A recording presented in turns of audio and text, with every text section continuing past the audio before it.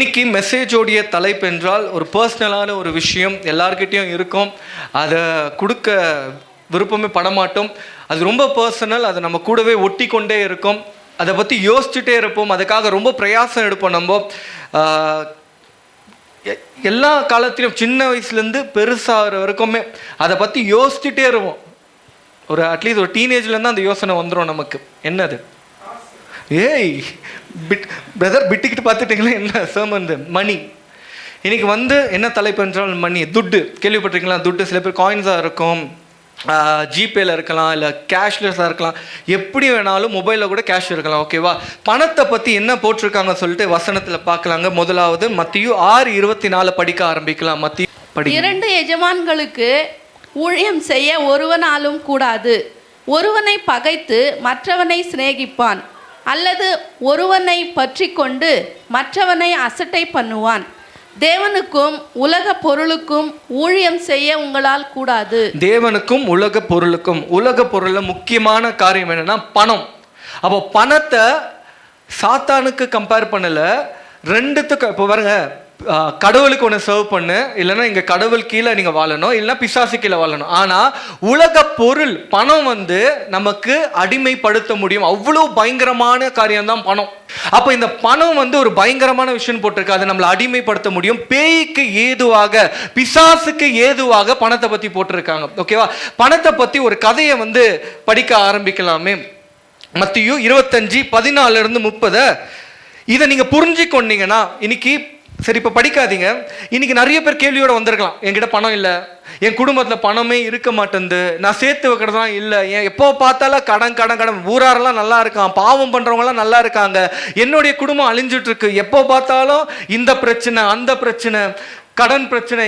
நமக்கு எதுவுமே வாழ்க்கையில் விடுதலையே இல்லையே. தசமாவும் போட்டாச்சு, காணிக்கை போட்டாச்சு, எல்லாமே ஒரு கேள்வியாக இருக்கு. எதுவுமே விடுதலை இல்லைன்னா நீங்க முதல்ல புரிஞ்சுக்கொள்ள வேண்டியது என்னன்னா, இந்த வசனத்தை தயவு செஞ்சு புரிஞ்சுக்கொள்ளுங்க.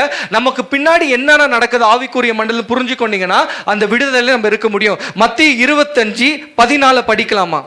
அன்றியும் பரலோக ராஜ்யம் புறதேசத்துக்கு பிரயாணமாய் போகிற ஒரு மனுஷன் தன் ஊழியக்காரரை அழைத்து. ஓகே, பரலோக ராஜ்யம் இப்படிதான் இருக்குமா? இப்போ இந்த ஸ்டோரி எல்லாமே பரலோக ராஜ்யம் எப்படியா இருக்குன்னு. இப்போ நீங்கெல்லாம் பரலோக ராஜ்யத்தை தேடி தான் நீங்க வந்திருக்கீங்க இல்லையா? ஆமாவா இல்லையா? பரலோக ராஜ்யத்தை நம்ம தேடி வந்திருக்கிறோம்னா பரலோக ராஜ்யத்துல என்னென்ன நடக்குது, பின்னாடி பேக்ரவுண்ட்ல என்ன நடக்குது இந்த சாப்டர்ல போட்டிருப்பாங்க. ஒரு ஊமையாக, பேரபிளாக போட்டிருப்பாங்க. 2வது படிக்கலாமே. தன் ஆஸ்திகளை அவர்கள் வசமாய் ஒப்பு கொடுத்தது போல் இருக்கிறது. ஓகே, ஒரு மனுஷன் இருந்தாரா, பரலோக ராஜ்யம் இப்படிதான் ஆபரேட் ஆகுதுன்னு எக்ஸாம்பிள் கொடுத்திருக்காங்க. ஒரு தூர தேசத்துக்கு போறாரு. அவருடைய சொந்த வேலைக்காரர்களுக்கு தன்னுடைய அவங்களுடைய அபிலிட்டி பிரகாரம் அவங்களுக்கு என்னென்ன திறமைகளுக்கோ அதை பார்த்துட்டு அவர் காசு கொடுக்க ஆரம்பிக்கிறாரு. அதுல தாளந்தன் போட்டிருப்பாங்க. நான் நெட்ல அடிச்சு பார்த்தேன். ஒரு தாளந்தனை எவ்வளோனாக்கா இப்போ இருக்கிற பண மதிப்புக்கு 33 மில்லியன் போட்டிருக்காங்க, 330 லட்சம் போட்டிருக்காங்க. அது போல ஒரு மனுஷனுக்கு 5 தாலந்துகள், 5 காசுன்னு வச்சுப்போமே, 5 காசு. இன்னொரு மனுஷனுக்கு 2 காசு, இன்னொரு மனுஷனுக்கு 1 காசு கொடுக்கிறாராம். இதுதான் பரலோகத்தோடைய சிஸ்டம். ஓகேவா? இப்போ பணம் வருது வரலனாக்கா பின்னாடி இதுதான் நடக்குது. உங்களுடைய திறமைக்கு தக்கபடியாக கர்த்தர் சில காரியங்களை அனுமதிக்கிறாரு. அப்படின்னா இவ்வளவுதான் இவங்களுக்கு கெப்பாசிட்டி இருக்கு, இவ்வளவுதான் மேனேஜ் பண்ண முடியும்ட்டு சில காரியங்களை கொடுக்க ஆரம்பிக்கிறாரு. கொடுத்துருக்காங்க 5, 2, 1. கரெக்டா? 5 கொடுத்தவங்க என்ன பண்ணாங்களாம்? அதை ட்ரேட் பண்ண ஆரம்பிச்சாங்களாம். அதை வளர்ச்சி செய்யலாம். இன்னொரு 5 வந்துடுச்சான். இப்போ இப்படி வச்சுப்போமே, 500 ரூபாய் உங்ககிட்ட கொடுத்துருக்காரு ஏசப்பா. நீங்கள் அதை என்ன பண்ணுறீங்க? நல்லா உபயோகித்து அதை 1000 ரூபாய் மாற்றிடுறீங்க. இன்னொருத்தர்கிட்ட 200 ரூபாய் கொடுத்துருக்கா, அதை 400 ரூபாய் மாற்றிட்டாரு. 100% இன்க்ரீஸ் இருக்கு. இன்னொருத்தர்கிட்ட 100 ரூபாய் கொடுத்துருக்கிறாரு, அந்த 100 ரூபாவை அப்படியே வச்சுட்டு இருக்காரு. ஒரு நாள் எஜமான் கேட்குறாராம். கணக்கு கேட்கும் போதும் அவங்க எல்லாரும் கணக்கு கொடுக்குறாங்க. 5 வாங்கினவங்க சொல்றாங்க நான் 5 இன்னொன்று. இது நியூ இயர் அன்னைக்கும் நம்ம இது கேட்டிருப்போம் வசனம். கரெக்டா? 5 வாங்கினவங்க சொல்றாரு நான் 5 நான் பண்ணிட்டேன், இன்னும் இருக்கு, லாபம் ஆயிடுச்சு, நான் அதை ட்ரேட் பண்ண எனக்கு கிடைச்சிடுச்சு. 2வது திருப்பி இன்னொருத்தர் சொல்றேன் 2 நீங்க கொடுத்தீங்க, நான் திருப்பி அதை யூஸ் பண்ண பயன்படுத்த 2 காசு இன்னொன்று எக்ஸ்ட்ரா ஆச்சு, 4 ஆயிடுச்சு. இன்னொருத்தர் சொல்றாரு, அந்த வசனம் மட்டும் படிக்கலாமே. ஒருத்தர் மட்டும் அந்த காசை வச்சுட்டு இருப்பாரு, அது மட்டும் படிக்குமா? ஒரு தாலந்தை வாங்கினவனோ போய் நிலத்தை தோண்டி தன் எஜமானுடைய பணத்தை புதைத்து வைத்தான். ஓகே, ஒருத்தர் வாங்கினார்ல ஒரே ஒரு காசு, எஜமானுடைய காசை புதைச்சி வச்சாரா. அப்புறமா அவருக்கு என்ன ஆச்சுங்களாமா, அது மட்டும் படிங்களா. அடுத்தது ஒரு தாலந்தை வாங்கினவன் வந்து, ஆண்டவனே, நீர் தெளிக்காத இடத்தில் அறுக்கிறவரும் தெளிக்காத இடத்தில் சேர்க்கிறவருமான கடினமுள்ள மனுஷன் என்று அறிவேன். ஆகையால் நான் பயந்து போய் உமது தாலந்தை நிலத்தில் புதைத்து வைத்தேன். இதோ உம்முடையதை வாங்கிக் கொள்ளும் என்றான். ஓகே, இங்க 3 காரியத்தை பார்த்தோம். ஒன்னு கர்த்தர் 5 கொடுத்தாரு, 2 கொடுத்தாரு, 1 கொடுத்தாரு. 5 கிராம 5 பண்ணிட்டா. ஒருவேளை அந்த கேட்டகரியில் நீங்க இருக்கலாம். 5 காசு கொடுத்துருப்பாரு, 5 லாபமா பண்ணி வச்சிருப்பீங்க. 2 காசு கொடுத்துருப்பாரு, 2 காசு இன்னும் லாபமா பண்ணியிருப்பீங்க. 1 காசை கொடுத்துருப்பாரு, அதை தூக்கி வந்து புதைச்சி வச்சு இருக்கலாம். அப்போ பணத்துல நம்ம கர்த்தருக்கு வந்து பஞ்சமே கிடையாது, பரலோகத்துல பஞ்சமே கிடையாது. நமக்கு கொடுக்க தான் அவர் விருப்பப்படுகிறார், எல்லாத்தையும் கொடுக்க விருப்பப்படுகிறார். ஆனா தன்னுடைய வேலைக்காரர்களுடைய அபிலிட்டி பிரகாரம் நம்ம என்னவாக இருக்கிறோமோ அதன்படியாக நம்மளுக்கு வர வேண்டிய இன்கம் எல்லாம் வந்துட்டே இருக்கு. இன்னொரு ஒரே ஒரு வசனத்தை படிக்கலாமா? Deuteronomy 8:18. And you shall remember the Lord your God, for it is who gives you power to get wealth. அப்ப ஆஸ்தி வரணும்னா யார் பவர் கொடுக்குறாங்களா? இந்த வசனத்துல போட்டு படிக்கலாம் பரவாயில்ல. ஆஸ்தி வரணும்னா யார் பவர் கொடுக்குறாங்களா? எந்த காசு வரலனாலும் நீங்க சம்பாதிக்கிறது எல்லாமே கர்த்தர் கொடுக்கிற பவர்னு வசனம் போட்டிருக்கு. நீங்க பிசினஸ் பண்ணலாம், இல்ல என்னென்ன பிசினஸ், பஸ் ஓட்டலாம், ஆட்டோ ஓட்டலாம், லாரி ஓட்டலாம், இல்ல நடந்து போய் வேலை செய்யலாம், இல்ல நைட் ஷிஃப்ட் பண்ணலாம். எல்லாத்துக்கும் கர்த்தர் தான் வந்து என்ன பண்றாராம், பவர் கொடுக்கிறாராம். அந்த பலன் அவர் கொடுக்கலனாக்கா, நம்ம சில வாட்டி சொல்லல, என்னுடைய ஞானம், நான் நல்லா படிச்சேன், நல்லா சம்பாதிக்கிறேன், உனக்கு எனக்கு என்ன சம்பந்தம், நான் இதை பண்ண அதை பண்ண, நம்மளே பீத்தி போல. ஆனா அங்க போட்டிருக்கு கர்த்தர் பவர் கொடுக்கலனா, பலன் கொடுக்கலனாக்கா ஒண்ணுமே இல்லையா. நமக்கு வர வேண்டிய வெல்த்துக்கு எல்லாமே, ஆசீர்வாதத்துக்கு எல்லாமே கர்த்தர் கொடுத்துட்டே இருக்கிறாராம். இது புரிஞ்சுக்கொள்ளணும். அடுத்தது என்ன ஆகுது, அந்த ஒருத்தர் என்ன பண்றாரு, இப்படி காரணம் சொன்ன உடனே அவருக்கு கோவம் வந்துட்டு எஜமான் என்ன பண்றாரு, அதையும் பிடுங்கி இல்லாதவனுக்கு இருந்தவனுக்கு கொடுக்க வச்சிடறாரு. இது நியாயமா, நியாயம் இல்லையா? புரிஞ்சுச்சா டாபிக்கு? ஒன்று வச்சுட்டு இருந்தார்ல, புதைச்சி வச்சிருந்தார்ல, அதை தூக்கி, நான் இப்படிதான் டாஃப்னா கதை சொல்லுவேன், அவ்வளோ அப்படிதான் சொல்லுவேன். ஒன்று இருந்துச்சுல்ல, அது இருந்துச்சா, தூக்குனாங்களா, அது மாதிரி சொல்றேன். அந்த காயினை எடுத்து இருக்கிறவங்களுக்கு கொடுத்தாங்களாம். இப்படிதான் பரலோகம் ஆப்ரேட் பண்ணிட்டு இருக்கு. இப்போ நமக்கு பின்னாடி நீங்க உங்களுக்கு கொடுக்கப்பட்ட காரியத்துல நீங்க கரெக்டா வாழல, கரெக்டா அது மாதிரி டிசிப்ளின் இல்லைன்னா அது உங்களை விட்டு போயிடும். நம்புறீங்களா? உங்களுக்கு கொடுக்கப்பட்ட ஆசீர்வாதம் போயிடும். ஏன்னா பரலோகத்தை பார்த்தா இதை போட்டிருக்காங்க, கிங்டம் ஆஃப் காட். பரலோகம் எப்படி இருக்குன்ட்டு நமக்கு பின்னாடி ஆவிக்குரிய வாழ்க்கையில் நடக்கிற ஒவ்வொரு காரியத்தையும் போட்டிருக்காங்க. அப்போ ஒருவேளை இன்னும் சொல்லலாம், பணத்தை வச்சுட்டு இருக்கீங்க, சரியா டிசிப்ளினாக வைத்துக் கொள்ளல. இப்போ 5 காரணக்கு யாரா சொல்லி கொடுத்தாங்களா, நீ இப்படி தான் வாழணும், எஜமான் சொல்லிட்டு போனாரா, நீ இப்படி பண்ணணும் அப்படி பண்ண சொல்லவே இல்லை. ஆனா ஒரு முயற்சி எடுக்கிறாரு. அப்ப என்ன கத்துக்கலாம், முயற்சி எடுக்கலனாக்கா அந்த காசை வச்சு முயற்சி, அப்படின்னா நீங்க சூதாட்டம் பண்ண சொல்லல, நீங்க அதை யூஸ் பண்ணணும். அது யூஸ் பண்றதை பத்தி இன்னும் டாபிக்ஸ் இருக்கு, பார்க்கலாம். அதை யூஸ் பண்ணலன்னா உங்க விட்டு அது எடுத்துருவாங்க.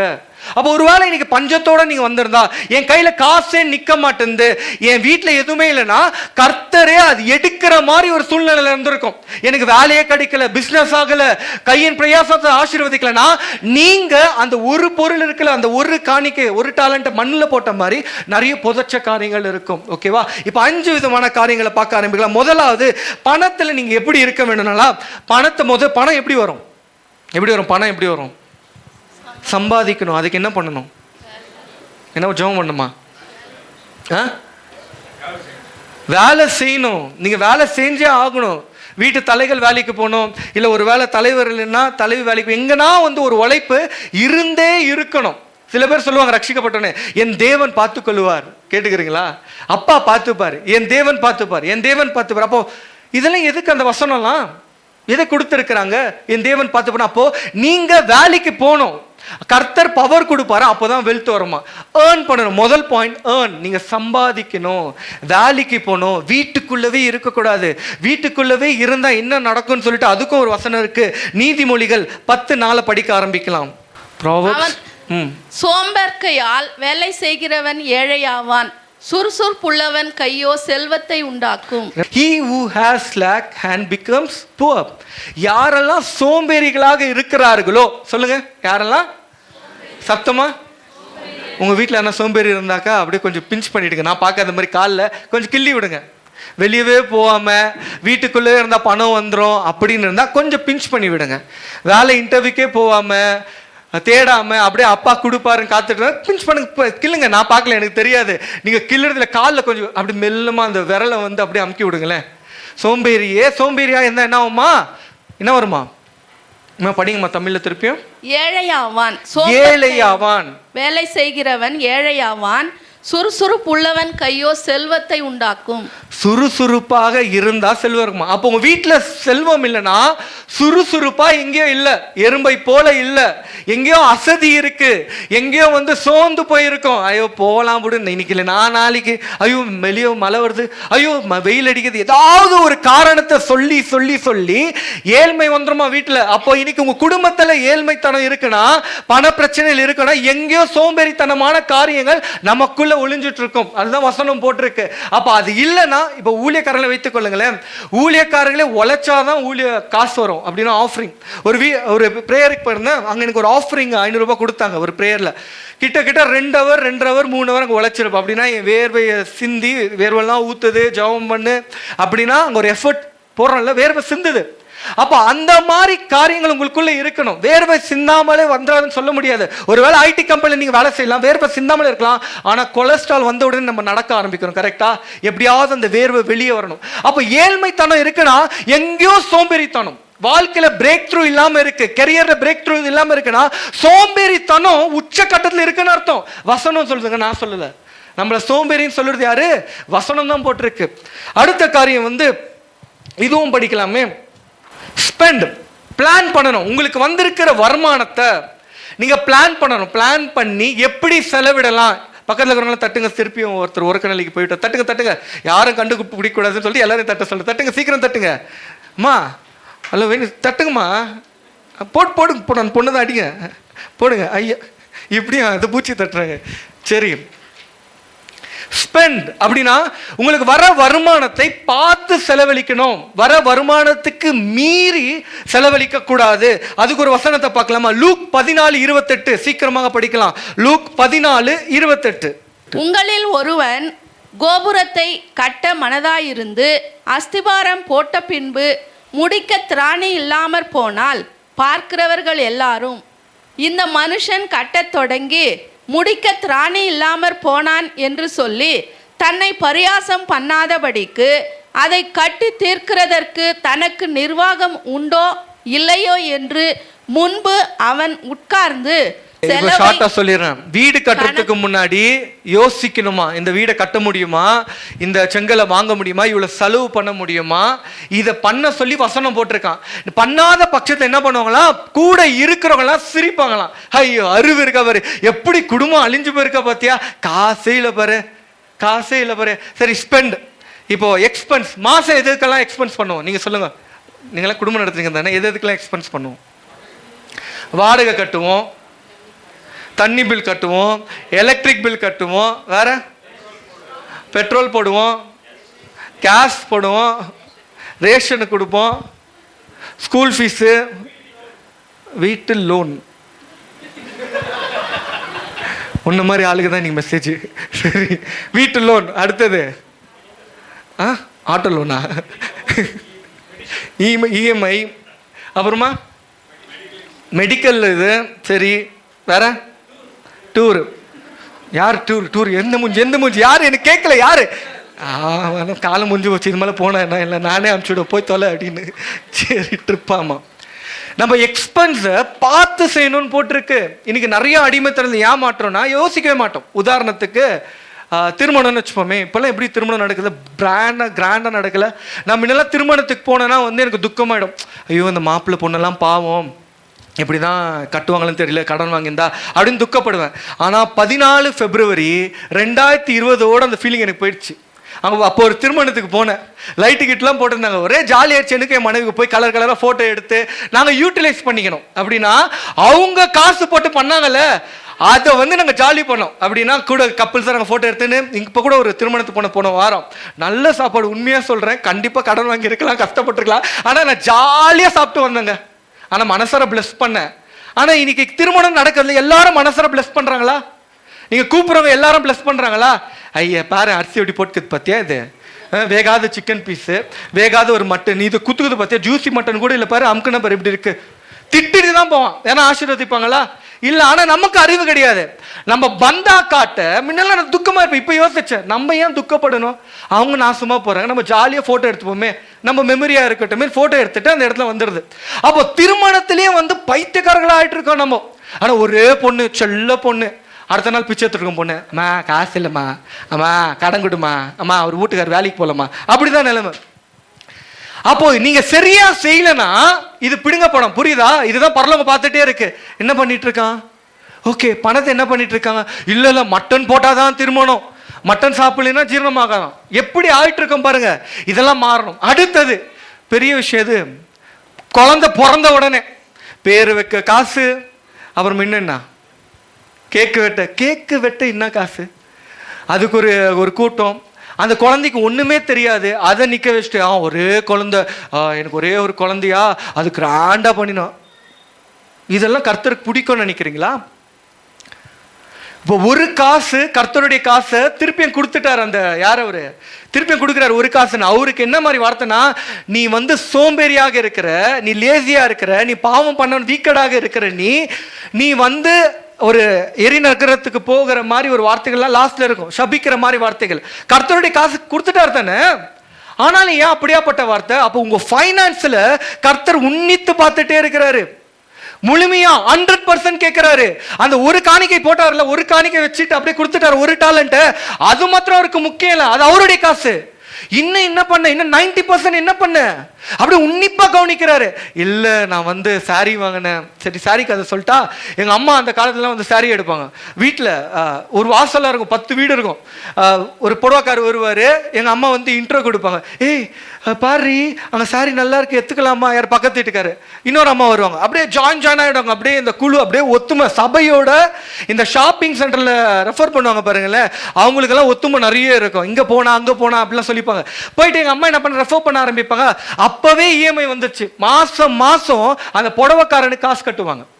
ஆனா புடவையை எங்க அம்மா கட்டி நான் பார்த்ததே கிடையாது. கலர் கலரா எடுத்து கபோர்ட்குள்ள வச்சுப்பாங்க. இதெல்லாம் வேஸ்ட் இல்லையா? வேஸ்ட் தானே. கர்த்தர் எப்படி பார்ப்பாரு? அப்ப இன்னைக்கு நிறைய பேர் அப்படிதான், மற்றவங்களுடைய பொருளை வேஸ்ட் பண்ண, பணத்தை வேஸ்ட் பண்ண ஆலோசனை கொடுத்துட்டே இருப்போம். ஏய் இங்க போ, எங்க அம்மா தான் பண்ணாங்க, இந்த புடவைக்காரர் நல்ல நல்ல புடவையாகுது, ஏய் 100 ரூபாவா போடுவேன், ஆனா இப்ப 50 ரூபாய்க்கு தரலாம், வந்துரு. அப்பெல்லாம் பெரிய காசு.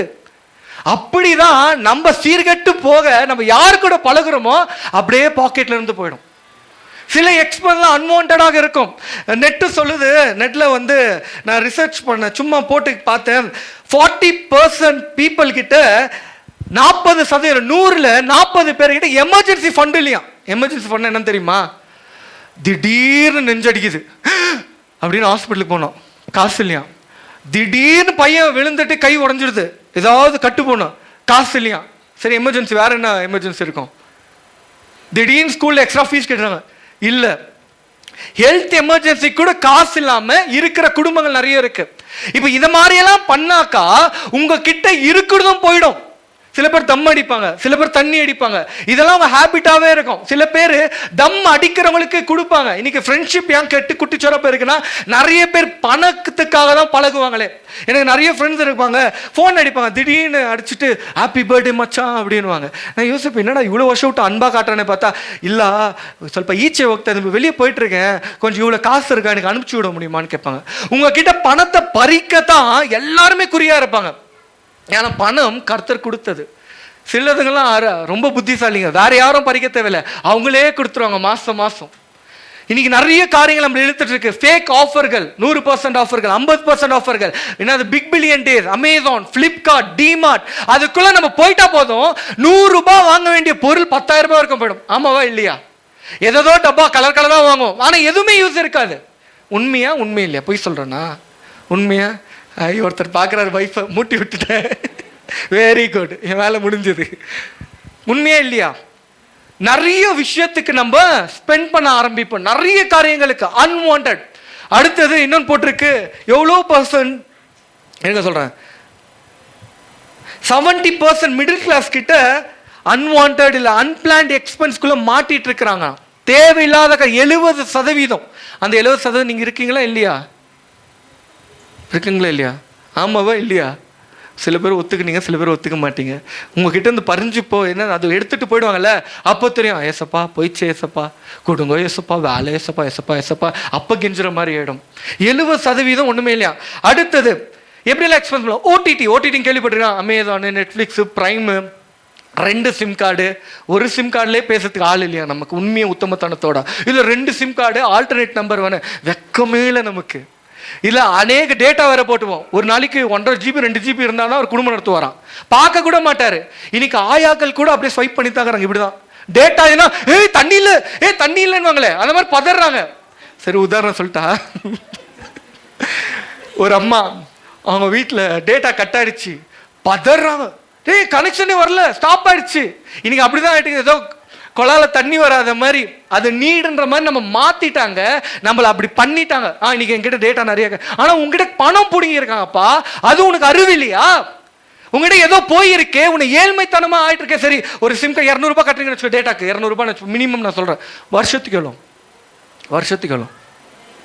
2400 ரூபாய். யூஸா இருக்குமா? யூஸா இருக்காதா? உடனே சொல்லலாம் நீங்க இதெல்லாம் சின்ன காசு, ஸ்மால் மணி இப்படின்னு நினச்சிட்டே இரு. கடைசியில் அந்த ஸ்மால் மணி இல்லாமல் போயிடும்.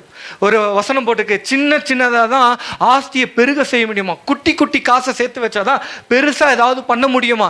இன்னைக்கு நம்மளை சின்னதாகவே இலக்க வச்சுட்டே இருக்காங்க. அந்த காலத்தில் நிறைய காரியங்கள் இருந்தது. கடையிலலாம் வந்து ஒரு கார்டை கொடுத்துருவாங்க. காயின்ஸ் எல்லாம் கட்டுவீங்களா நீங்கள்? சின்ன பசங்களாம் போயிட்டு 1 ரூபா, 5 ரூபாய் கார்டு, 10 ரூபாய் கார்டு போன உடனே ஸ்க்ராட்ச் பண்ணி கொடுவோம். கட்டியிருக்கீங்களா? நம்ம சொசைட்டி அப்படி இருந்துச்சு. நமக்கு சொல்லி கொடுத்தாங்க சேவிங்ஸ்னா என்ன. இன்னைக்கு என்ன பண்ணிட்டாங்க, நோ இன்ட்ரெஸ்ட் இஎம்ஐ எடுத்துக்கோ. இஎம்ஐ 10 மாசம் நீ கட்டினா போதும். உங்ககிட்ட என்ன புடுங்குறாங்களா என்ன? இஎம்ஐ கட்டினா போதும். நம்மளை இன்னைக்கு என்ன பண்ணிட்டாங்கன்னா அதுல மாட்டிட்டு இருக்கோம், நம்ம அடிமைத்தனத்துல இருக்கிறோம். அப்ப நீங்க பண்ண வேண்டிய எக்ஸ்பென்ஸ் நீங்க யோசிக்கணும், இது பண்ணலாமா, இது பண்ணக்கூடாதா? அட்லீஸ்ட் குடும்பத்துல 2 பேர் ஒருத்தர் ஸ்ட்ராங்கா இருக்கணும். பர்த்டே பார்ட்டி வேணாம், நம்மளே கஷ்டத்துல இருக்கிறோம். இன்னைக்கு 2மே அறவேக்காடுகளா இருப்பாங்க. சிரிச்சிட்டோட சொல்ல, 2 பேரும் அறவேக்காடுகளாக இருப்பார்கள். புத்தியே இருக்காது. ಇಲ್ಲ ಏಸಪ್ಪ ಕೊಡ್ತಾರೆ, ಏನು ಕೊಡಲ್ಲ, ಕತ್ಕೊಂಡು ಹೋಗ್ಬಿಡ್ತಾರಲ್ಲ, எல்லாமே எடுத்துன்னு போயிடுவாரு. ஒண்ணுமே இருக்காது வீட்டில்.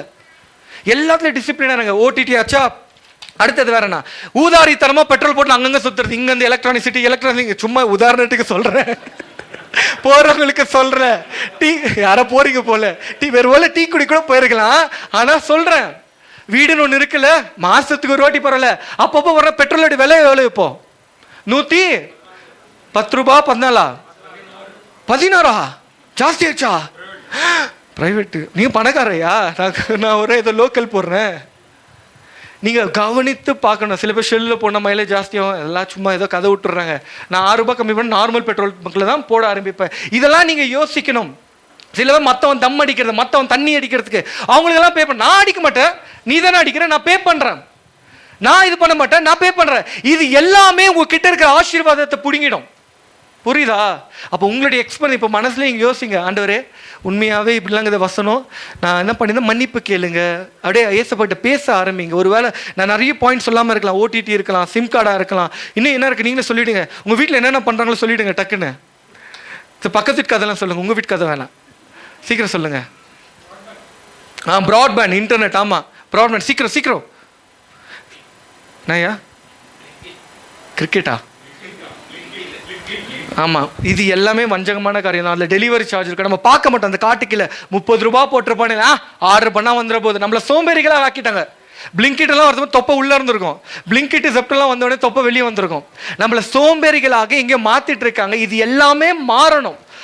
எமர்ஜென்சினா பரவாயில்ல, ஆனால் இது எல்லாமே மாறணும். ஓகேவா? அடுத்தது ஆனால் நம்ம சபையை பற்றி பேசல. ஆக்சுவலாக நம்ம சபையில் இது மாதிரி எனக்கு தெரிஞ்சு பண்ணவே மாட்டாங்க. இந்த மாதிரி செலவெல்லாம் பண்ணவே மாட்டாங்க. தெரியாமல் என்ன பண்ணுவாங்க? கண்டிப்பாக நம்ம அந்த பழத்தை சாப்பிடுன்னு சொன்னல, பாம்பு சொல்லணும் தெரியுமா? என்ன சொல்லணும்? பாம்பு என்ன சொல்லியிருக்கோம்? ஆதம் அவள்கிட்ட என்ன சொல்லியிருக்கோம்? பாம்பு என்ன சொல்லியிருக்கோம்? பேசிச்சுல அவளை கான்வர்சேஷன் ஏவாள்கிட்ட, நீ சொல்லிடாதன்னு சொல்லியிருக்கலாம், எங்கேயோ மறைவு வந்திருக்கலாம். அதே மாதிரி பாஸ்டருக்கு தெரிஞ்சிட போகுது, தெரிஞ்சிச்சின்னு வச்சுக்கோங்க, அவ்வளோதான். இதுதான் முதல் வீழ்ச்சியே.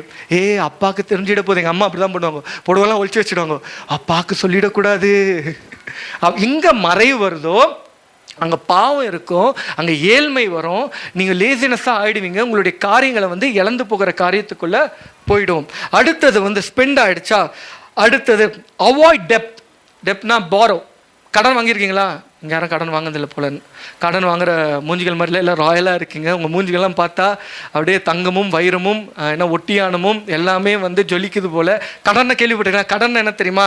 நம்ம கிட்டே இல்லாமல் மற்றவங்களே கொஞ்சம் காசு தழியா அப்படின்னு கேட்டவொடனே குத்துருவாங்க. கடன் இன்ட்ரெஸ்ட் இல்லாமல் கொடுப்பாங்க, இன்ட்ரெஸ்டோடு கொடுப்பாங்க. அதுதான் கடன். உங்களுக்கு எக்ஸ்பிளைன் பண்ணுறேன். இந்த கடனை வாங்காமல் இருக்கும்படியாக வசனம் போட்டிருக்கு. நீதிமொழிகள் 22:7 படிக்க ஆரம்பிக்கலாம். ஐஸ்வர்யவான் தரித்திரனை ஆளுகிறான், கடன் வாங்கினவன் கடன் கொடுத்தவனுக்கு அடிமை.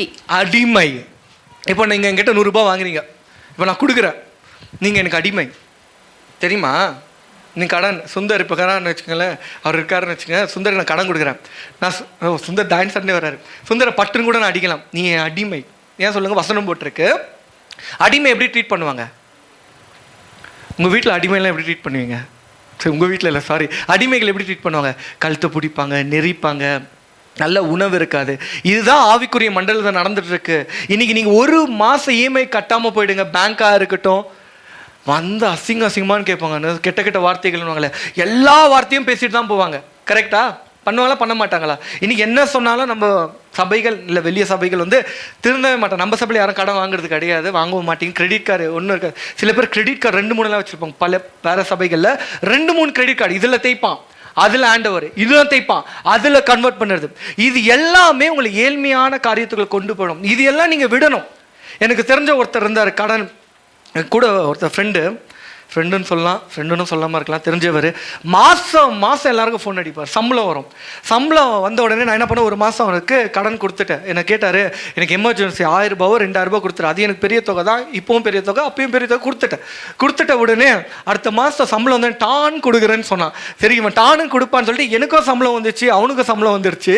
சரி, டான் கொடுப்பான், நானும் பார்த்துட்ருக்கேன்.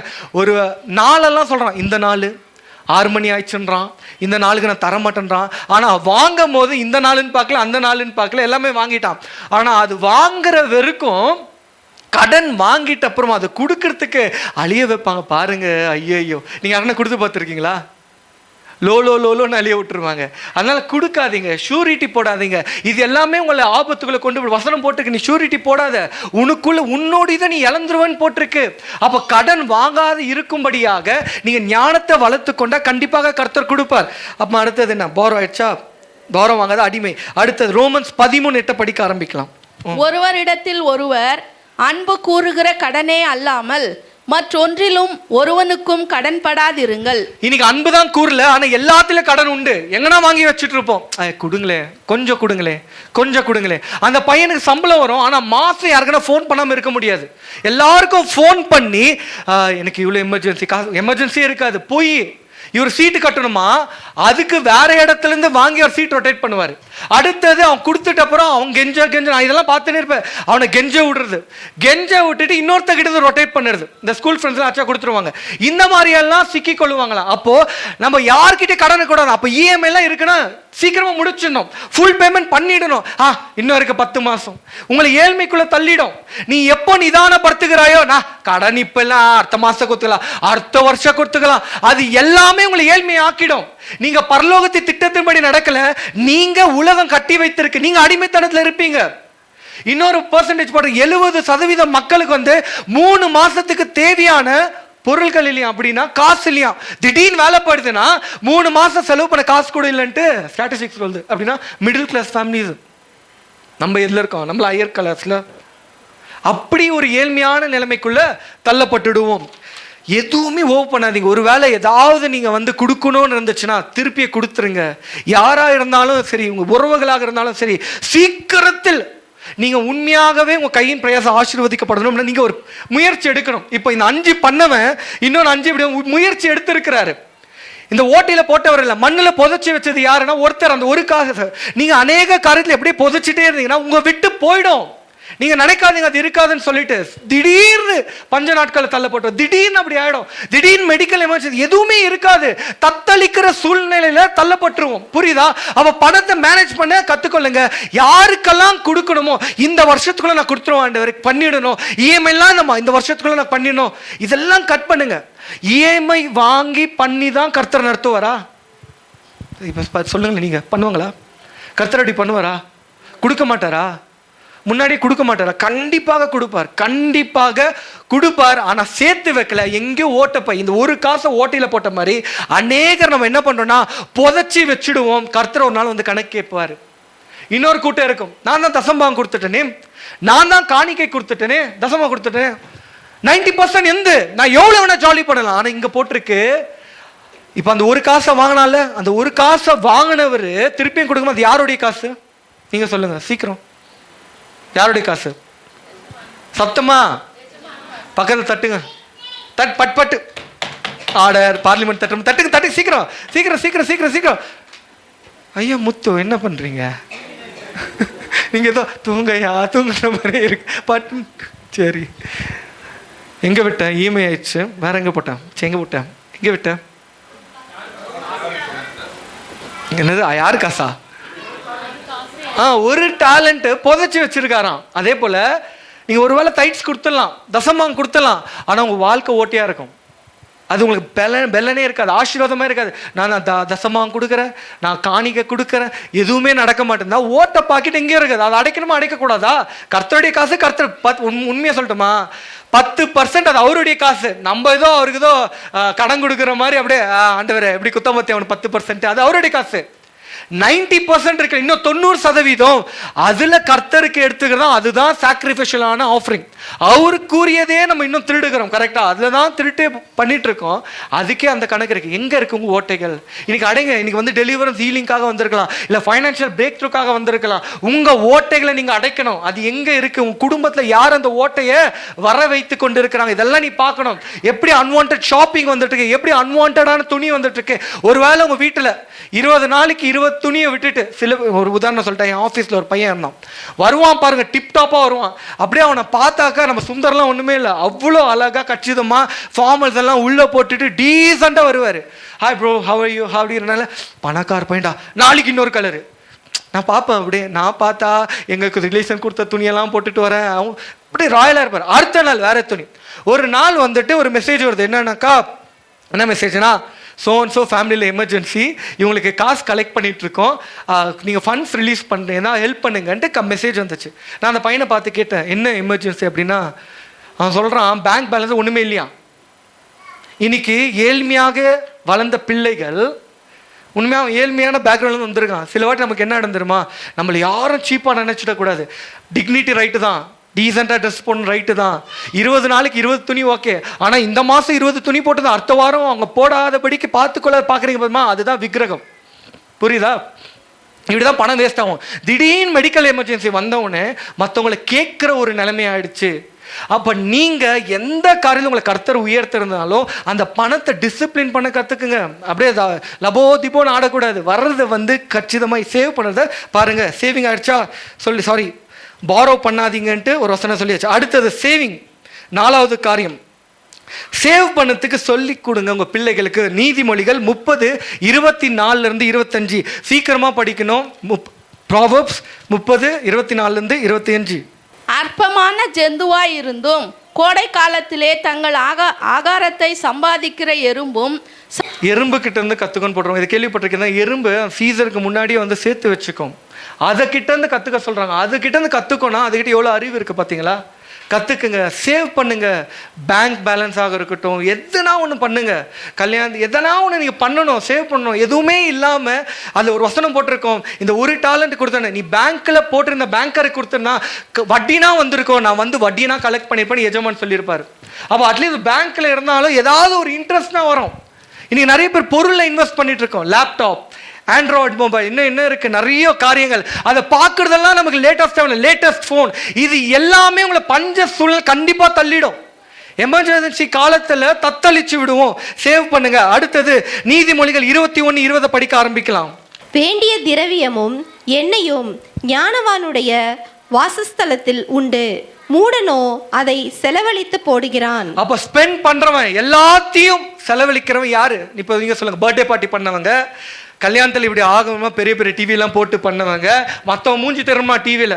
அந்த ஒரு சில கப்புள்ஸை வந்து டைரெக்டாகவே பார்க்க முடியாது. அதை டிவியில் வேற போட்டு ஜூம் பண்ணி வேற என்ன இல்லை மேக்கப் நல்லா இல்லைன்னு சொல்கிறேன் நான். மேக்கப் சரியாக பண்ணியிருக்க மாட்டாங்க, அதை ஜூம் பண்ணி. அப்போ இது என்ன ஞானமானா முட்டாள்களா? நீங்கள் சொல்லுங்கள், முட்டாளா இப்போ நீங்க யாரு?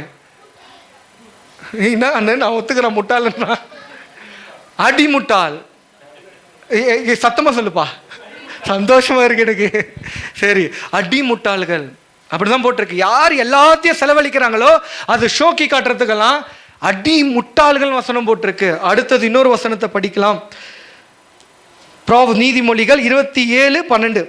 விவேகி ஆபத்தை கண்டு மறைந்து கொள்ளுகிறான், பேதைகளோ நெடுக போய் தண்டிக்கப்படுகிறான். பேதையான், ஆபத்து வருதுன்னு தெரியுது, இதெல்லாம் நீங்க பண்ணலன்னா பேதைன்னு போட்டிருக்கு. ஆபத்து நாட்களுக்கு முன்னாடியே நீங்க இதை பண்ணி தான் ஆகணும். காசு சேசத்தை சேவ் பண்ணுவது இது ஒரு இம்பார்ட்டன்ட், இல்லைன்னா பேதையாக இருப்பீங்கன்னு போட்டிருக்கு. அடுத்தது நீதிமொழி 13:11 படிக்க ஆரம்பிக்கலாம். வஞ்சனையினால் தேடின பொருள் குறைந்து போகும், கைப்பாடாய் சேர்க்கிறவனோ விருத்தி அடைவான். வஞ்சகனால சீக்கிரமா சம்பாதிக்கணும், இங்க போட்ட காசு வந்து அங்க போட, எதுவுமே வராது கைக்கு.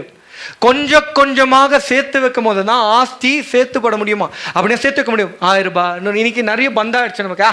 1000 ரூபாய் தானே, வாட்ஸ் பிக் டீல். 5000 ரூபாய் தானே, 10000 ரூபாய் தானே. நீங்க வாயில என்ன அறிக்கை இட்டுட்டே இருக்கலாம், அது உங்க வாயில நிக்காது. உங்க குடும்பத்துல எப்ப நீங்க கர்த்தர் கொடுக்கிற காசு அல்பமான 100 ரூபாய் தானே, 10 ரூபாய் தானே, 1 ரூபாய் தானே, அலட்சியம் வருகிறதோ, இவங்களுக்குள்ள அலட்சியம் வந்துச்சு, அவங்களுக்குள்ள கிரியேட்டிவிட்டியில டிசிப்ளின் இல்லை, எப்போ உங்களுக்குள்ள ஒழுக்கம் இல்லையோ உங்ககிட்ட இருக்கிறத பறி போக்கிடும். புரியுதா? சேவ் பண்ணுங்க. அடுத்தது வந்து நீதிமொழிகள் 13:22 படிங்களேன். நல்லவன் தன் பிள்ளைகளின் பிள்ளைகளுக்கு சுதந்திரம் வைத்து போகிறான். நல்லவன் சுதந்திரத்தை வைத்து போகணும். இப்போ உங்க பிள்ளைகளுக்கு சேர்த்து வச்சுக்கிறீங்களா இல்லையா? கடனை சேர்த்து வச்சு நீங்க நல்லவங்க கிடையாதான், கெட்டவன் நம்ம தான் போட்டிருக்கு. இன்ஹெரிட்டன்ஸை சேர்த்து வைக்கிறாங்களா? அப்போ இது ஒரு பேரண்ட்ஸோடைய ஒரு கடமை இருக்கு, அப்படி விட முடியாது. இதை நீங்க ஞானத்தோட இருக்கணும். அவங்களுக்கு சொல்லி கொடுக்காது, கடன் இல்லைன்னா இப்படி எல்லாம் கடன் வாங்கலாடா. நீங்க பண்ணுறத அவங்க பார்த்துட்டே இருப்பாங்க. நீங்க பணத்துல உண்மையில்லாத காரியம் ஒன்னொரு விஷயமும் உங்க பிள்ளைகள் பார்ப்பாங்க, தெரியுமா? அதே தான் பண்ணுவாங்க. நான் ஒரு பையன் கடன் வாங்கிட்டு தான் சொல்லல, அவங்க அப்பாவும் அதே மாதிரி பண்ணுவார். ஃபோன் பண்ணி எல்லாருக்கிட்டையும் கேட்குறது காசு. நான் பார்த்துருக்கேன். ஏன் எனக்கு தெரியும், என்கிட்ட ஒரு டைம் கேட்டிருக்காரு, என்கிட்ட வந்து காசு கேட்க ஆரம்பிப்பார். அப்படின்னா நீங்க பண்ணுறத பிள்ளையும் பண்ணோம், அப்பாக்களும் பண்ண ஆரம்பிப்பாங்க. புரியுதா? உங்க குடும்பத்தை ஒழுக்கப்படுத்துங்க, சேவ் பண்ண ஆரம்பிங்க. பணம் எங்களை லீக் ஆகுது பாருங்க. அடுத்தது ஃபைனலாக கிவ். இப்போ கொடுப்பதை பத்தி பேசுறேன். சரி, இன்னொன்று சேவ்ல இன்னொன்று புது பொருளே வாங்கிட்டு இருக்கேன் இப்போலாம். கரெக்டாக எது, நான் மிக்ஸி லைட்டாக ஒயர் போயிட்டுமே, ரீப்ளேஸ்மெண்ட் தான் இருக்குல்ல ஃப்ளிப்கார்ட்டில், ரீப்ளேஸ் பண்ணிவிடு. எங்கள் அம்மா சொல்கிறாங்க, எங்கள் அம்மா அந்த காலத்து மாடலு, லைட்டாக வந்து மிக்ஸி ஏதோ கரையோ லைட்டாக வந்து இந்த ஜாரெல்லாம் அதை ஆடிட்டுச்சு. நான் சொன்னேன், இருமே ரிப்பேர் பண்ண வந்துடுறேன். சாரி மாம், நீ லைவில் பார்த்துட்ருக்க, டோன்ட் கோச்சிக்காது. சரி, என்ன பண்ணுறது, எங்கள் வீட்டுக்கு அதை சொன்னால் தான் உங்களுக்கு புரியும். அப்போது அந்த லைட்டாக ஒரு நெட்டு போட்டு ஆடிட்டு இருந்துச்சு. ரொம்ப நாள் ஆச்சுடா வாங்கி. ரொம்ப நாள் எவ்வளோ? 1 வருஷமெல்லாம் ஆச்சுடா. எங்கள் அப்பா 10 வருஷம்லாம் ஓட்டுவார் ஒரே மிக்ஸியை ரிப்பேர் பண்ணி ஓடும். நல்ல கம்பெனி. அப்படியெல்லாம் நீங்கள் பண்ண 5 வருஷம் ஓட்டலாம்ல. சரி, அதுக்கு நான் 5 வருஷம் உடனே மாற்றிடாதீங்க. இப்போ போயிட்டு சின்ன வயர் என்ன பண்ண மாற்றிடா, பழசாக இருக்குது, கை வச்சு ஷாக் வச்சுச்சுன்னா இல்லைம்மா நான் வயர் மாற்றிட்டு வரேன். இன்னைக்கு உலகம் நமக்கு எப்படி சொல்லி கொடுத்துச்சுன்னா, ஃப்ளிப்கார்ட், அமேசான் எல்லாம் பண்ணி என்ன பண்ணிட்டாங்கன்னா ரீப்ளேஸ் பண்ண சொல்கிறாங்க. ரீப்ளேஸ் பண்ணிவிடு, பழசா போட்டு அதை அவங்க விற்றுப்பாங்க. கரெக்டாக அதை விற்று அவங்க காசு போட்டு. இப்போ இங்கே ஒரு பழைய ஏசி இருந்துச்சு, யூஸ் ஆகல, 4000 ரூபாய் வந்துச்சு. அதை போட்டோம், 4000 ரூபாய் வந்துச்சு. இங்கே யூஸ் ஆகல, அது கரண்ட்டு ஜாஸ்தியாகவும் ரொம்ப கரண்ட்டு கொடுத்தோம், 4000 ரூபாயும். அப்போ உங்களுடைய பொருள்கள் அப்போ விலை இருக்கு, நம்மளை அது தெரியாமல் முட்டாள்களாக மாற்றிருக்கிறாங்க. அக்டோபர் ஆனால் பிக் பில்லியன் டேஸ், அங்கே ஒரு முட்டாள்தனம் பண்ணிடுறோம். அப்போ ஜனவரி பிப்ரவரியில் ரீபப்ளிக் டே சேல், இன்னொன்று இங்கே சின்ன கடை, அந்த கடை, இந்த கடை, இந்த ஆஃபர். யாரெல்லாம் உங்களுக்கு ஆஃபர் கொடுக்குறாங்களோ என்ன அர்த்தம் தெரியுமா? என்ன அர்த்தம்? உங்ககிட்ட பறிக்கிறான்னு அர்த்தம். நேற்று வந்து ஒரு புது கடை வந்து ஓப்பன் ஆகிட்டு இருந்தாங்க வீட்டுக்கிட்ட. அவன் ஆஃபர் கொடுத்தாங்க, 1500 ரூபாய்க்கு வாங்கினா 2 பிளாஸ்டிக் டப்பாவும். வெளியே வந்துட்டேன், பேனர் பார்த்துட்டு எங்கள் ஒய்ஃபு கிட்ட 1500 ரூபா சொல்லவே இல்லை, இன்னும் தெரிஞ்சிருந்தா இன்னும் 200 ரூபாய்க்கு அந்த டப்பா வாங்கியிருக்கலாம். எங்கள் வீட்டில் அந்த டப்பா யூஸே ஆயிருக்காது. பசங்க என்ன பண்ணியிருப்பாங்க, ஒன்று தூக்கி போட்டிருப்பாங்க, மூடி எங்கன்னா தொலைஞ்சிருக்கிறோம். நம்மளை என்ன பண்ணுறாங்கன்னா நமக்கு தெரியாமலே இதை மாதிரி கவர்ந்து ஷாப் பண்ண வைக்கிறாங்க. அடுத்தது 30 நாள் ஃப்ரீயா, பால் ஃப்ரீயா. ஏன்னா 30 நாள் அங்கே போயிட்டே இருந்தேன்னா நான் 100 ரூபாய் பொருள் வாங்கினா பால் ஃப்ரீயா. எதெல்லாம் உங்களுக்கு ஃப்ரீன்னு வருதோ ஆபத்து இருக்குன்னு அர்த்தம். உங்ககிட்ட இருந்து ஏதோ பறிக்கிறான்னு அர்த்தம். உங்களை பற்றி தான் பேசிட்டு இருக்கேன், தெரியுதா இல்லையான்னு தெரில. உங்ககிட்ட இருந்து எல்லாமே பறிச்சுட்டு இருக்காங்க. சரியா? அதனால பார்த்து காத்துக்கொள்ளுங்க. இப்போ எங்க விட்டு கிவ் பற்றி வர ஆரம்பிக்கலாம். 2 கொரிந்தியர் 9:6-8 படிக்க ஆரம்பிக்கலாம். 2 கொரிந்தியர் 9:6-8. பின்னும் நான் சொல்லுகிறது என்னவெனில், சிறுக விதைக்கிறவன் சிறுக அறுப்பான், பெருக விதைக்கிறவன் பெருக அறுப்பான். சிறுக விதைக்கிறவன் சிறுக அறுப்பான், பெருக விதைக்கிறவன் பெருக அறுப்பான். அடுத்தது படிங்க.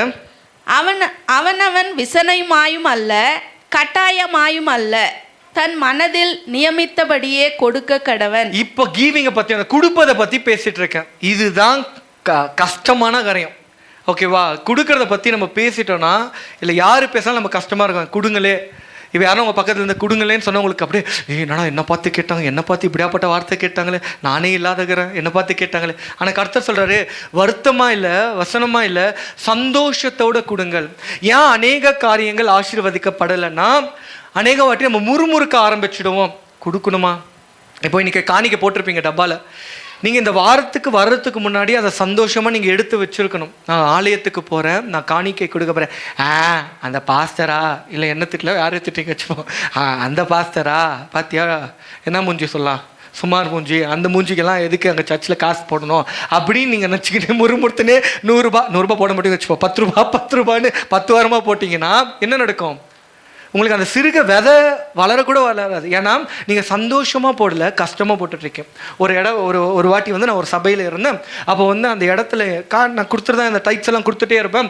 ஒரு நாள் எனக்கு ஃபீல் ஆகிட்டே இருக்குது, அங்கே கொடுக்காத. நான் என்ன பண்ணுவேன், எங்கள் அம்மா கிட்ட சொன்னேன், அம்மா இது மாதிரி என் உணர்த்தில் வந்துட்டே இருக்கேன், நான் கொடுக்க மாட்டேன், நான் வேறு ஏதோ ஊழியத்துக்கு கொடுக்குறேன்னு சொல்லிட்டு. எங்கள் அம்மா ஐயோ விடலையே, டேய் அங்கே போனால் எங்களை எப்படிடா பார்ப்பாங்க, மூஞ்சி குத்துக்கிட்டு பேச மாட்டாங்க. சரிம்மா, மூஞ்சி குத்து பேச சபை எதுக்குமா, நமக்கு தேவையில்லைம்மான்னு. இல்லை உனக்கு 4 பின்ன கல்யாணம் எடுக்கணுமா வேணாவா, கொடு. எங்கள் அம்மாவுக்கு கர்த்தர் கொடுக்கணுமா இல்லை, என்னன்னா ப்ரெஸ்டீஜ், புரியுதா? ஏன்னா கவரில் பேர் எழுதி கொடுப்போம், அங்கே போகுது பேர், கொடுக்குறாங்கன்னு ஒரு இம்பார்ட்டன்ஸ் தருவாங்க. இப்படி நான் வருத்தப்பட்டு கொடுத்துட்டே இருந்தேன். எங்கள் அம்மா பேச்சு தான் கேட்டு கொடுத்துட்டே இருந்தேன். திடீர்னு ஒரு நாள் வேலை போயிடுச்சு. வேலை போயிட்டு 6 மாதம் வேலை கிடைக்கல, 6 மாதம் 0 பேலன்ஸ் ஆச்சு. அடுத்தது வேலை கிடச்சிச்சு, வேறு இடத்துக்கு கொடுக்க ஆரம்பித்தேன். அப்போத்துலேருந்து போல ஆட்டோமேட்டிக்காக வேலைலாம் கரெக்டாக இருக்குது. புரியுதா? சில வாட்டி தப்பான இடத்த யோசித்து நம்ம முறுமுறுத்துக்குனே இருப்போம். கரெக்டாக முறுமுறுத்துக்குனே போட்டால் விதை வராதான். व्यसனமாக இருக்கீங்க, நீங்கள் துக்கமாக இருக்கிறீங்க, உங்களுக்கு விதையே வராது. நீங்கள் நினைப்பீங்க, நான் தான் தசம்பாக போட்டேனே, நான் தான் காணிக்கை போட்டேனே. व्यसனமாக இல்லை, சந்தோஷத்தோடு நீங்கள் கொடுக்கணுமா. அப்படி தான் போட்டிருக்கு. அப்போது சந்தோஷத்தோட ஒரு இடம் இருக்குது, சந்தோஷத்தோடு கொடுக்குற ஒரு இடம் இருக்குது, இது எல்லாம் இருக்குது. அப்போ இதெல்லாம் கொடுக்கல, சரியாக தப்பான இடத்துல விதைக்கும் போதும் நம்மளுடைய காரியங்கள் இல்லாமல் போயிடும். புரியுதா? பணம் இல்லாமல் போக ஆரம்பிப்போம். அடுத்தது வந்து இன்னொரு கொடுத்ததை பற்றி ஒரு ஸ்டோரி சொல்கிறேனே. ஒரு வாட்டி வந்து எங்கே பர்பஸ் இருக்கோ, உங்களுக்கு ப்ராஸ்பரிட்டி வேணும், பணம் வேணும்னு நினச்சிங்கன்னா, எங்கே பர்பஸ் இருக்கோ ப்ராஸ்பரிட்டி ஆட்டோமேட்டிக்காக வந்துடும். பர்பஸ்னால் தெரியுமா? நோக்கம் எங்கே இருக்கோ உங்களுடைய செழிப்பு ஆட்டோமேட்டிக்காக வரும். எப்போ உங்கள் வாழ்க்கையில் நோக்கன்றது இல்லையோ செழிப்பு வராது. ஏன்னா நோக்கமே இல்லை. என்ன பண்ண போகிறீங்க? இப்போ ஒரு கோடி உங்களுக்கு கொடுக்க போகிறாங்க, என்ன பண்ணுவீங்க? பிளானே இல்லை உங்களுக்கு. நான் சொல்லிட்டா பிளானு, எனக்கு சொல்லிட்டா நான் என்னுடைய பிளானு, 1 கோடியா, சபையை கட்டுறா, கிரவுண்ட் ஃப்ளோர் இப்படி பார்க்கிங்கடா, ஃபர்ஸ்ட் ஃப்ளோர் இப்படி ட்ரைனிங் சென்டரா, மேலே இப்படிடா, சுற்றி பார்க்கிங் இருக்குடா, சில்ட்ரன்ஸ் ஏரியா, இந்த ஏரியா, இவ்வளோ பாத்ரூம், அவ்வளோ பாத்ரூம். இதுதான் பர்பஸ். புரியுதா? இப்போ ஒரு வேளை நான் உலக திறக்கேன், வாங்கடா மொபைலை, இப்படி அப்படியே ஸ்டெப் வச்சு வீட்டை விடா, உள்ளே மேலே போடா, ரைட்? அதெல்லாம் ஒன்று இருக்கணும் தான், இல்லைன்னு சொல்லலை. உங்களுடைய நோக்கம் என்ன? நோக்கமே இல்லைன்னா பணம் வராது. நோக்கம் இருக்கணும். உங்களை ஆசீர்வதிக்கப்படணும், நோக்கம் இருக்கணும். உங்களுடைய நோக்கம் நன்மையான நோக்கமாக இருக்கணும். நான் இது பண்ண போகிறேன், இந்த பொருள் வாங்க போகிறேன். சில வாட்டிலாம் கேட்பேன், காசு இருந்துச்சு, நான் பொருளாக வாங்கணும்னு தோணுச்சு. இது எல்லாம் தப்பான நோக்கம். நோக்கம் தப்பாக இருந்துச்சுன்னா ஆஸ்தி கண்டிப்பாக வராது. அடுத்தது எங்கே விட்டேன்? ப்ராவர்ப்ஸ், நீதிமொழிகள் 3:9-10 படிக்க ஆரம்பிக்கலாம். உங்கள் பொருளால உன் எல்லா விளைவின் முதற்பலனாலும் எல்லாத்தினாலும் கர்த்தரை கனம் பண்ணுங்கள். இதை பண்ணியிருக்கிறோமா? இதுதான் சீக்ரெட்டு. உண்மையாகவே சொல்கிறேன். நீங்கள் விதைக்கிற காரியத்தில், ஏழைகளை உபசரிக்கிற காரியத்தில், விதவைகளை விசாரிக்கிற காரியத்தில், இங்கெல்லாம் நீங்கள் ஃபுட்டை வைக்கிறீங்க தெரியுமா? இது யாருக்கு போகுது? டாஃப்னாக்கு போதா? எங்கேயோ ஹோமுக்கு போகுது. அப்போது அப்பா அம்மா இல்லை பிள்ளைக்கு போகும்போது தான் அந்த பிள்ளைகள் ஆசீர்வாதத்தை ஜெபிப்பாங்க. நீங்கள் யார் வேலையை பார்க்குறீங்க? கடவுளுடைய வேலை. நீங்கள் ஹெல்ப் பண்ணி கர்த்தர் கொடுத்த காசை நீங்கள் இன்வெஸ்ட் பண்ணுறீங்க.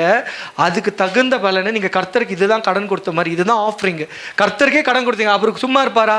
கர்த்தர் கடன் கடன் கொடுத்துருக்கீங்க, கொடுப்பாரு கொடுக்க மாட்டார், திருப்பியும் கொடுத்துருவாரு, பல மடங்கு கொடுத்துருவார். இதெல்லாம் நீங்கள் பழகணும். கொடுப்பது, ஏழைகளை விசாரிப்பது, விதவைகளுக்கு கொடுப்பது.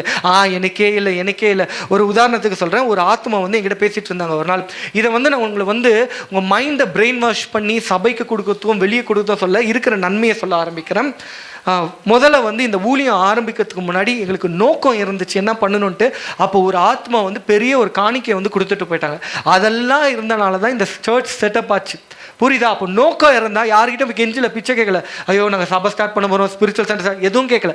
ஆட்டோமேட்டிக்காக வந்த ஒரு காசு, ஒரு நோக்கம் இருந்துச்சு, பணம் வந்துச்சு.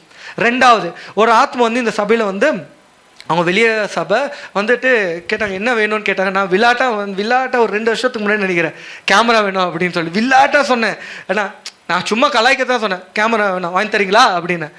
உண்மையாகவே வந்து கேமராவுடைய காசை வந்து அனுப்பிச்சிட்டாங்க. ஓகேவா, கிட்டத்தட்ட 1.25 லட்சமோ ஏதோ வந்து அனுப்பிச்சிட்டாங்க. ஆனால் அது எப்படி என்ன பண்ணுது, ஆனால் பிளான் இருக்குது மீடியா பண்ணணுன்ட்டு, நோக்கம் இருந்துச்சு, வந்துடுச்சு. ஆனால் 1.5 வருஷம் அந்த காசை அப்படியே வச்சுட்டு நாங்கள் பார்த்து வாங்கணும். அடுத்தது பெரிய அமௌண்ட் வந்துச்சுல்ல ஊழியத்துக்கு, அந்த அமௌண்ட்டை 2 வருஷம் வச்சுட்டு இருந்தோம். நாங்கள் எது வேணால் பண்ணியிருக்கலாம், எந்த மீட்டிங்லாம் நடத்திருக்கலாம். ஆனால் அதை பொண்ணும் பொருளும் போல பாதுகாத்து கொண்டு இருந்தோம். இதை நீங்கள் கற்றுக்கணும். அப்போ அந்த கேமராக்கு ஸ்பான்சர் பண்ண ஆத்மாக்கு ஒரு சாட்சி சொன்னாங்க. கொடுத்துட்டு அப்புறமா அவங்களுக்கு உயர்வு வந்துச்சான், ஏதோ ஒரு இன்க்ரிமெண்ட்டோ ப்ரொமோஷன் ஏதோ வந்து வந்துச்சான். அப்போ கர்த்தர் அதை திருப்பியும் கொடுக்க ரெடியாக இருக்கிறார். புரியுதா? நான் உங்களை பிரெயின் வாஷ் பண்ணல, நல்லா புரிஞ்சுக்கங்க.